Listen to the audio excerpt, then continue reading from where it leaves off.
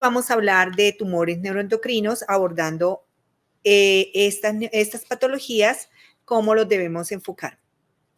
Entonces, brevemente voy a hablar de 4 casos que frecuentemente nos encontramos. Ya el doctor Vera previamente tocó mucho de este caso y de la relevancia que tiene en la patología pancreática. Entonces, tenemos que los tumores neuroendocrinos son neoplasias heterogéneas con una función regulatoria y secretora de las células que provienen. Diversas mutaciones participan en ellos, incluso hoy día sabemos que virus como el polioma, incluso el papiloma humano que está implicado en los carcinomas colorectales de alto grado, participan en la génesis de estos tumores. Tienen diversos tejidos de origen, diversos comportamientos biológicos, pero a pesar de ser tan heterogéneos, tienen muchas características comunes, como es un patrón de crecimiento definible, o sea que puede ser rápido, moderado o alto, o hay unos hiperprogresores, la secreción de productos bioactivos y la expresión de marcadores neuroendocrinos que siempre debemos confirmarlos. ¿Dónde podemos tener un tumor neuroendocrino? En cualquier parte de nuestro cuerpo. Más frecuentes son en hipófisis, en tracto gastrointestinal y pulmón. Sin embargo, podemos tener en piel, en timo, en paratiroides, en tiroides como el medular y menos frecuentemente o ultra raros, por ejemplo, en el hígado. La clínica es heterogénea, nos pueden dar manifestaciones por efecto de masa, como cualquier neoplasia sólida, pero también el problema es que nos pueden dar manifestaciones por producción o sobreproducción de hormonas. Y ahí es donde está muchas veces el problema, porque cuando tenemos un tumor neuroendocrino funcional, tenemos que trabajar en 2 frentes. Uno, en el control del crecimiento tumoral, como cualquier tumor sólido, y en otro, el control de la producción hormonal. Entonces, tenemos que el medular me va a producir calcitonina, los tumores de intestino medio nos va a producir serotonina y su metabolito 5-hidroxindolacético, los de pulmón 5-hidroxitriptamina, los de estómago, páncreas, duodeno, la gastrina, los de páncreas, insulina, glucagón, histamina, los de tracto gastrointestinal, pulmón, sustancia P. Pero también tenemos catecolaminas, entre otras, que nos pueden dar secreción como los fecmocitomas y paragangliomas. Los de hipófisis pues tienen su acromegalia, su síndrome, su enfermedad de Cushing, entre otros. Y tenemos hormonas muy silentes como el péptido YY y otros péptidos como los natriuréticos. La prevalencia ha incrementado ostensiblemente en los últimos años, como podemos ver, es dependiente de institución y país.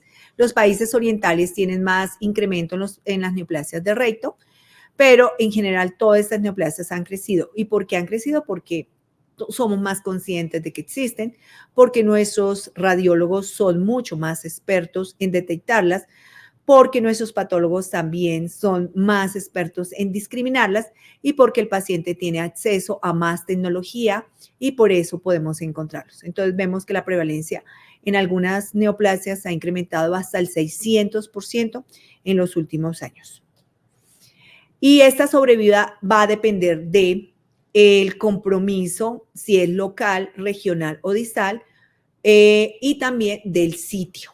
Entonces vemos que los tumores de apéndice tienen larga sobrevida, los de ciego un poco menos, los de colon un poco menos, pero tenemos unos de muy baja sobrevida como los que se originan en el hígado, en pulmón, en páncreas intermedio e intestino medio.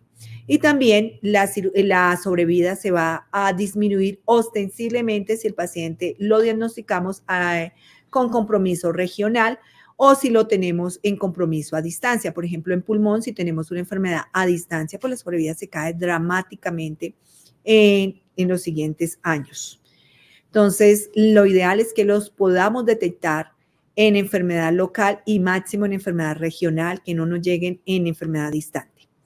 También esta sobrevida depende del grado tumoral, si son tumores de crecimiento bajo, con Ki67 bajos, con conteos mitóticos bajos, con un grado histológico con unas células muy casi normales, pues el paciente va a lograr sobrevivir mayormente. Pero si tenemos un tumor grado 3, 4, que son tumores muy mal diferenciados, con crecimiento muy rápido, son tumores muy progresores o hiperprogresores, pues una sobrevida muy baja. Entonces vamos a ilustrar 4 casos donde vamos a ver cómo son heterogéneos clínicamente y cómo los podemos abordar. La primera parte es una mujer de 46 años de edad que consultó en el año 2009 con tos productiva de un mes de evolución. La paciente tenía un antecedente de fumar 4 cigarrillos al día por 30 años, inició a los 16 años y previamente había sido tratada por un microadenoma hipoficiario, o sea, un tumor menor de 1 centímetro en la hipófisis que era productor de prolactina. Para eso ella recibió carvedilolina 2 tabletas semanales durante 4 años con remisión total del tumor. Ella se le hace su radiografía de tórax simple, donde se reporta esa masa de 5 centímetros en el lóbulo inferior derecho, recibe su tratamiento antibiótico y le hacen su radiografía de control y persiste la masa, le hacen una tomografía, una broncoscopia y se encuentra la lesión. La paciente nos preguntamos cuál sería el mejor abordaje. Hoy día nuestros radiólogos prácticamente le pueden decir a uno si esa lesión de ese tamaño, que es muy evidente, que no es un adenocarcinoma de pulmón, porque no tendría unas metástasis, no hubiera logrado sobrevivir generalmente tanto tiempo, pero tenemos que la podemos abordar de esa manera. Le pedimos una cromogranina A sin inhibidor de bomba de protones 3 semanas, unos niveles de sodio sérico, calcio sérico. Y le preguntamos a la paciente si tiene flushing seco, no el flushing de la menopausia, que es húmedo, si hace acrocianosis, o sea, coloración violácea en las manos y en los pies, hábito cuchingoide, miramos que no tenga hiperglicemia, hipertensión, distribución de grasa de predominio central, plétora, o hábito acromegaloide, deformidades físicas compatibles con la acromegalia, porque los tumores de pulmón nos pueden generar esto, lo mismo los de timo. Hoy día tenemos el PET Galio 68 que lo podemos hacer y también muchas veces podemos optar por el PET con 18 FDG que nos puede dar un poco más componente pronóstico. Esta paciente tiene 2 tumores, uno de pulmón y uno de hipófisis pituitaria pulmón, y si tiene uno de páncreas nos podría de entrada también sugerir que estamos ante un componente de neoplasia endocrina múltiple del tipo 1, a veces 4. Entonces podemos hacer una evaluación del gen menina. Debemos revisar en piel que no tenga lipomas, también revisar que no tenga historia de urolitiasis y antecedentes familiares de neoplasias endocrinas y otro tipo de neoplasias. La paciente después de este abordaje se practica una toracotomía, lobectomía inferior derecha, resección de una masa con vaciamiento ganglionar en marzo del 2009. La patología nos revela un tumor neuroendocrino de 5 por 4,5 por 5 centímetros con cromogranina positivo, TTF1 positivo, 4 mitosis por 10 campos de alto poder y 2 cruces de necrosis. Es un tumor grado 2 de la Organización Mundial de la Salud. Es un tumor que a pesar de la cirugía puede presentar, no podemos asegurarle que la paciente está curada y requiere un seguimiento anual si la cirugía es R0. Entonces, en este caso, para los tumores neuroendocrinos de pulmón, los carcinoides típicos y atípicos, la cirugía es la única tratamiento con intención curativa. Ya si definitivamente estamos ante una enfermedad muy avanzada, debe discutirse realmente el beneficio de la cirugía y el plantear una terapia sistémica. Las opciones quirúrgicas, pues el grupo de cirujanos sabe mucho más esto. Tenemos resecciones anatómicas como la resección segmentaria, la lobectomía, la bilobectomía, la neumonectomía y resecciones no anatómicas como la resección en cuña y la excisión del nódulo. Estas son las estrategias quirúrgicas planteadas actualmente para los tumores neuroendocrinos, los carcinoides típicos y atípicos, de compromiso central, de compromiso periférico y compromiso periférico con compromiso ganglionar. y cuál es la sobrevida de estas aproximaciones quirúrgicas. Entonces, si nosotros hacemos una lobectomía en un paciente con un tumor endocrino estadio 1, un carcinoide típico, pues va a tener una buena sobrevida. Las resecciones en cuña no se recomiendan y siempre se debe, hoy día el equipo quirúrgico al respecto recomienda unas resecciones anatómicas que vayan con resección ganglionar. El caso número 2. No todo es Helicobacter pylori. Esta es una mujer de 59 años de edad que desde el 2019 venía presentando dolor en mi abdomen superior, en epigastrio, epigastralgia, consultaba con diagnóstico de gastritis y colon irritable. Por intensificación del dolor, en epigastrio se le hizo una endoscopia de vías digestivas y se documentó una gastritis y una úlcera gástrica. En ese momento recibe su tratamiento con inhibidor de bomba de protones y se le dio tratamiento con Helicobacter pylori, para Helicobacter pylori. La paciente suspende el inhibidor de bomba de protones y nuevamente se intensifica el dolor, presentando a veces diarrea, vómito, hiporexia. Y en el tiempo del tratamiento entre el 2019 y el 2021 perdió 20 kilos de peso, deshidratación marcada y nuevamente se inicia, que mejoraba ostensiblemente con el inicio de inhibidor de bomba de protones. Ella pues tenía un hijo médico y el hijo médico empezó a sospechar de el componente importante de la respuesta con el inicio de bomba de protones y decide retirarle el inhibidor de bomba de protones y evaluarla. Entonces aquí tenemos la endoscopia, donde es importante que nuestros endoscopistas, nuestros gastroenterólogos nos reporten si tenemos atrofia o tenemos hiperplasia de pliegues. Aquí vemos unos pliegues supremamente hiperplásicos que no son el componente normal de las endoscopias. Esta hiperplasia de pliegues no fue informada. Sin embargo, cuando nos trae la imagen, pues realmente es sorprendente esa hiperplasia de pliegues. Entonces, ¿cómo abordamos estos casos? Debemos suspender los inhibidores de bomba de protones con mucha vigilancia estrecha por riesgo de sangrado y una hemorragia mayor. Debemos dar protección de mucosa gástrica extrema con protectores de mucosa. Y después de 3 semanas tomamos una cromogranina A sérica en ayunas, nos salió en 239 nanogramos por mililitro con valor de referencia de 100. Una gastrina basal de 1237 picogramos con un valor de referencia menor de 150, una glucosa de 108 y una hemoglobina glicosilada de 6,3, ya se estaba tornando hiperglicémica. Se revisan los antecedentes personales y familiares de neoplasia, se revisa la piel, entre otras. La paciente se le solicitó con tener una gastrina tan alta sin inhibidor de bomba de protones, una hiperglicemia. Procedimos a hacerle una resonancia que realmente no reportó mayor cosa y le hicimos un PET galio que nos demuestra una lesión en cabeza de páncreas. Importante que el PET galio 68 tiene la capacidad de detectar lesiones hasta de 3 milímetros que tienen expresión de receptores de somatostatina. Es muy superior al rendimiento al otro scan o a las gamografías con análogos de somatostatina, porque en las gamografías se necesitan lesiones mucho más altas lesiones más grandes para poder ser vistas. Adicionalmente, por el antecedente de un gastrinoma y el riesgo de tener un 30% de neoplasias endocrinas a otro nivel, se hizo una resonancia de hipófisis que nos muestra un microadenoma hipoficiarius al cual se le inicia evaluación también hormonal.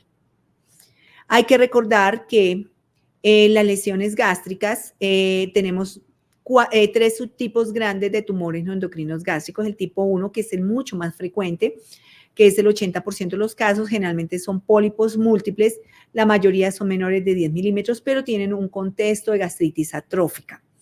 Generalmente son tumores de histología grado 1, a veces pueden ser 2.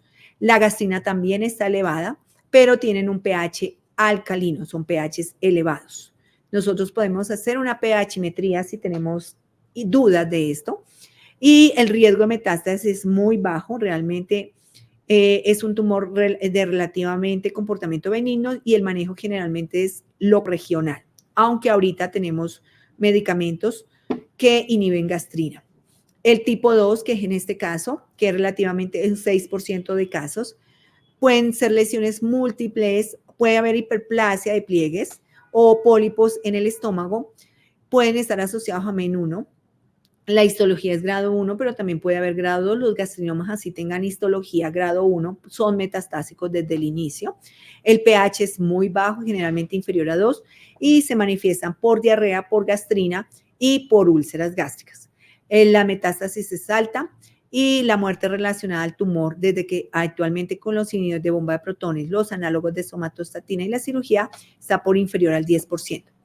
Y tenemos el tumor neuroendocrino tipo 3, que generalmente corresponde al 14 al 25% de las lesiones gástricas. Usualmente es un tumor solitario, generalmente lo cogemos lesiones mayor de 20 milímetros.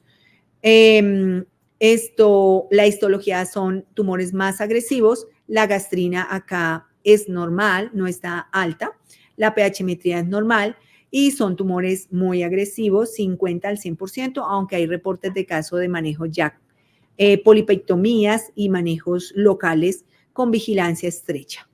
Sin embargo, nos toca pensar en que pueden ocasionar la muerte. Y tenemos las neoplasias mixtas, los MINEN, que son neoplasias que tienen componente de adenocarcinoma muy agresivos y son metastásicos 80%, que son los tipo 4, que es ultra raro, pero existe. ¿Cómo debemos pedir siempre a estas lesiones gástricas? Debemos pedir la gastrina y la cremogranina sin IVP. Podemos pedir los anticuerpos antiparietales si tenemos atrofia o tenemos duda. Tenemos pliegues normales, niveles de calcio para tu hormona y solamente pedimos la ultrasonografía endoscópica si vamos a planear una cirugía y queremos saber el compromiso gástrico. La tomografía y la resonancia para reestatificación del gastrinoma y el PET galio solamente si vamos a planear una cirugía. Siempre recordar la neoplasia endocrina múltiple. Hoy día tenemos tipo 1, tenemos tipo 2, tenemos tipo 3 y tenemos tipo 4. En estos casos nos interesan el MEN1 y el MEN4. Debemos siempre evaluar el calcio para mirar si tenemos hipercalcemia, hiperparatiroidismos, estar pendiente de las neoplasias pancreáticas, gastrinoma, insulinoma, bipoma, entre otros, tumores pituitarios, prolactinoma, tumores no funcionales hipofisiarios, productores de hormona de crecimiento, productores de ACTH, cortisol. El 30% van a tener tumores adrenales y también tumores de pulmón o timo menos raros. Entonces, esto debemos tenerlo en cuenta. Lipomas y más frecuentemente, hoy día sabemos que hay carcinomas de mamas asociados a mutaciones de MEN1. Nosotros, si tenemos un paciente con una sospecha clínica o ya genéticamente confirmada de que tiene un MEN1, también debemos vigilar su familia. Debemos pedir una evaluación a la familia, quiénes son portadores de esta mutación. Y si son portadores, debemos empezar la tamización de los tumores de paratiroides a los 8 años, los tumores pancreáticos a los 20 años, gastrinoma, insulinoma, de la pituitaria anterior a los 10 años, adrenales, tumores adrenales a los 10 años y tímicos bronquiales a partir de los 15 años. Entonces hacemos las imágenes, las hormonas o las imágenes correspondientes que hay lugar con intervalos entre 1 a 3 años dependiendo del riesgo. Caso 3. Urgencia quirúrgica. Hombre de 19 años, dolor abdominal en epigastrio agudo posterior, localización en fosa ilíaca derecha más signos de irritación peritoneal. Lo dejaron en urgencias en evaluación y observación. Por persistencia del dolor abdominal se le hizo una ecografía y luego una tomografía donde se identifica un apéndice en la fosa ilíaca derecha con un tamaño aumentado hasta de 10 milímetros. Distalmente mide 16 milímetros con material hipodenso de aspecto líquido en su interior e imagen de apendicólito de 4.5. Adicionalmente reporta una trabeculación de la grasa adyacente por cambios inflamatorios y el cirujano entra con diagnóstico de apendicitis aguda. Se retira el apéndice y de todos modos le hicieron una resección de 2 ganglios que encontraron un tumor endocrino bien diferenciado, grado 2 de la unifocal localizado en la parte distal del apéndice. ¿Qué importa? El grado tumoral, la parte distal del apéndice. De los patólogos deben informar esta posición. El tamaño del tumor debe ser informado, 1.7, 1.1 centímetro. El índice mitótico 3 mitosis por 10 campos debe ser solicitado, pedido si no se encuentra. Necrosis tumoral ausente, extensión microscópica del tumor, también el tumor debe invadir, en este caso, invadía la serosa y se extiende al mesopéndice. Y nos deben decir cuántos milímetros se invade. Vamos a ver por qué. Margen de sección proximal negativo, invasión linfovascular no identificada, invasión perineural no identificada y 2 ganglios negativos. La incidencia anual de los tumores de apéndice también ha incrementado, generalmente son de muy buen pronóstico, una muy buena sobrevida a 20 años. La mayoría se encuentran con diagnóstico de apendicitis, pero también los podemos encontrar en el contexto de cáncer ginecológico, enfermedad inflamatoria intestinal y cánceres colorectales. Es necesario revisar la patología con todos los datos anteriores. ¿La cirugía es suficiente o no suficiente para esta paciente? Esta apendicectomía, recordar que todos los tumores neuroendocrinos gastrointestinales van a depender, el grado de metástasis es dependiente del tamaño tumoral. Entonces, si es un tumor limitado a la submucosa, realmente no hay problema, pero si es un tumor ya de un tamaño más grande, incrementa su capacidad de compromiso a ganglios regionales, o luego, dependiendo del tamaño, va a incrementar el riesgo de compromiso hepático, y si es muy grande, ya el riesgo de compromiso pulmonar, y ya cuando es extremadamente grande, la enfermedad locorregional es muy avanzada, tiene mayor compromiso de cerebro. Entonces, esto es dependiente de talla. Estos son los algoritmos. Actualmente tenemos 2 escuelas que nos indican qué debemos hacer con un tumor de apéndice. Aquí, importante, si está entre 1 a 2 centímetros, pues si es por INET es un T2, si es por AJCC es un T1B.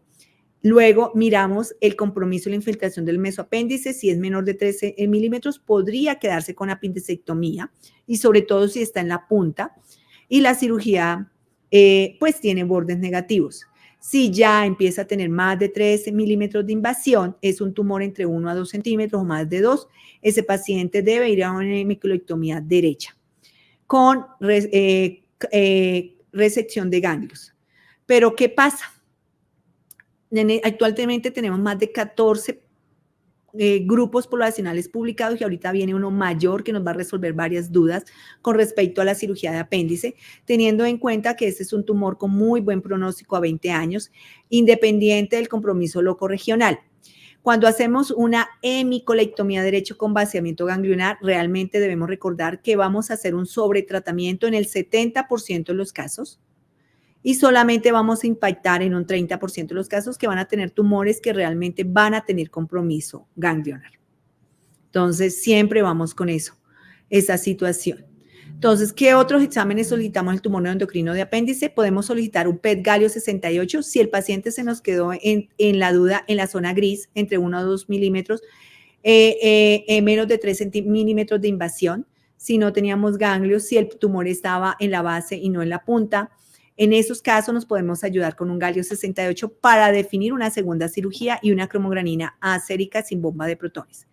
No necesitamos solicitar otras hormonas. El tumor neuroendocrino de apéndice no es funcional, no produce nada, no tenemos que solicitarle ni 5-hidroxindolacético, ni catecolaminas, ni nada, a menos de que tenga una clínica extremadamente de diarrea, en fin, de otras cosas.